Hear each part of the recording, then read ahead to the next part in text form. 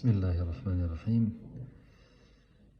Donc, on va commencer, Inch'Allah, quelques petits cours d'arabe pour les débutants.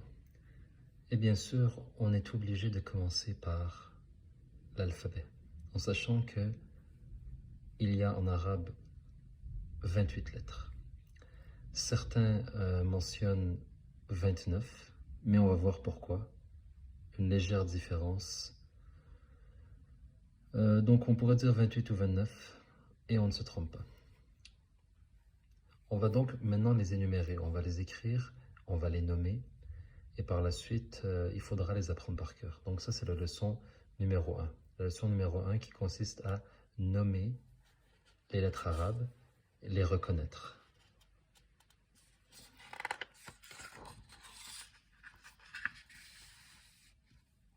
Donc on a la première lettre qui est la lettre Alif. Alif, regardez comment elle s'écrit. Certains l'écrivent comme ça et d'autres vont simplement l'écrire comme un trait. Et c'est là qu'on voit la différence entre le 28 ou le 29. Parce que ça, en réalité, c'est le alif. Ça, c'est le alif. Quand on écrit le alif comme ça, c'est qu'on implique l'existence de deux lettres. Le alif et par-dessus le hamza. Le hamza. Donc ça, c'est en réalité deux lettres. Donc, pour être plus juste, on va dire que le alif, c'est vraiment le trait. Alif. Et puis, on a un trait imaginaire, si on peut dire, la ligne. Donc ça, c'est la ligne. Le alif s'écrit sur la ligne, directement. Alif. Par la suite, on a trois lettres qui se ressemblent. C'est pour ça que je les mets sur la même ligne. On a la lettre Ba. Le point est en bas. Ba.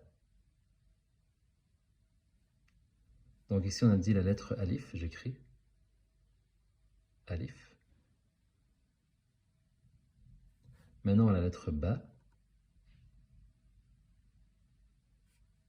La lettre Ta. Les deux points sur le dessus. Ta. Et après, on a la lettre Fa. Fa, ce sera tout simplement 3 points. Donc, on a déjà vu 4 lettres. Alif, Ba, Ta et Fa. Fa, on va l'écrire comme cela pour s'en rappeler, TH. Donc, le Fa, c'est un son qui se prononce en mettant la langue entre les dents. Fa. Donc, si on sort la langue entre les dents, Fa, et qu'on fait toucher la langue aux deux incisives d'en haut, Fa, en faisant sortir de l'air, on sort le son Fa. Donc on a Alif, Ba, Ta, Fa. Maintenant, l'important, c'est juste de reconnaître la lettre et de la nommer. Par la suite, on va apprendre le son que la lettre émet, donc le son associé à la lettre. Donc pour le moment, vraiment, c'est simplement nommer la lettre. C'est comme ça qu'on apprend aux débutants et c'est aussi comme ça qu'on apprend aux enfants. Et lorsqu'on apprend l'arabe au tout début, on doit se considérer comme des enfants. Pourquoi? Parce que c'est qui apprend le mieux? C'est l'enfant. L'enfant, il a un don naturel pour apprendre. C'est instinctif, c'est inné. Et donc, si on ne se met pas dans la peau d'un enfant, on ne va jamais apprendre une langue ou alors on va faire beaucoup trop d'efforts. Donc, celui qui se fait humble, donc qui se voit enfant, il apprend beaucoup plus vite. Alif, Ba, Ta, Fa. Maintenant, on a 3 autres lettres qui se ressemblent, donc c'est pour ça que je mets sur la même ligne. Jim, Ha, Kha. Donc, regardez comment on les écrit. Jim. Le point est dans le ventre. Jim, Ha, pas de point. Et Kha.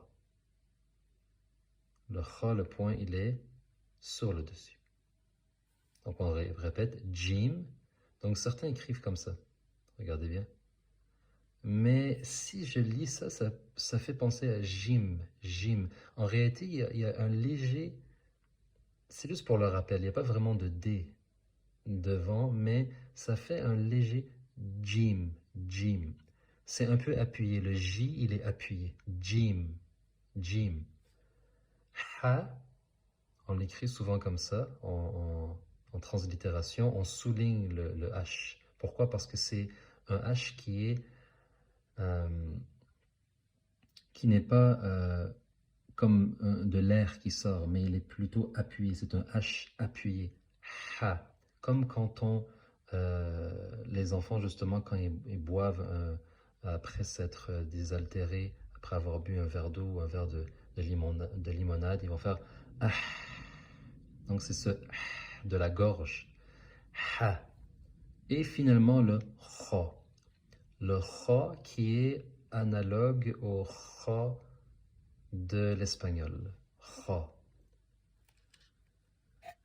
Kha. Donc on a jim, ha, kha. On voit que le début de la lettre, il est au-dessus de la ligne et la fin, la terminaison, elle est en bas de la ligne. Jim, ha, kha. On va voir encore 4 autres lettres, Inch'Allah. On a encore la ligne. 2 lettres qui se ressemblent. Le dal, dal, et le val. Val qui a un point sur le dessus. Donc dal, val. Val, on va l'écrire comme ça pour la translittération avec DH. Val. Sur la ligne. Donc on recommence. Alif, ba, ta, fa. Jim, ha, kha. Dal, val. Et finalement, on termine avec